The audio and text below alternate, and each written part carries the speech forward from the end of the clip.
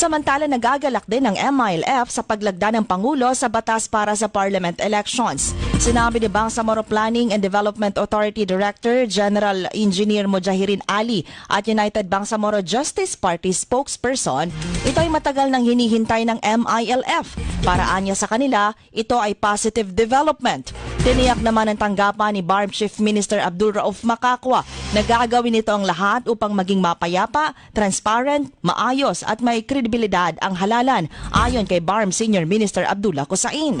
Para sa Mahardika Party, isang regional parliamentary political party sa BARM, ang paglagda sa batas ay katuparan ng matagal nilang hangarin para sa isang makatarungan, may dignidad at maunlad na Bangsamoro. Ang halalan ngayong taon sa BARM ay katumbas ng garantiya na ang mga kaunlarang na itatag sa panahon ng transition period ay magpapatuloy hanggang sa regular BARM government na itinatag ng mga botante. Ayon naman ito kay BARM spokesperson at Cabinet Secretary Asnin Pindatun.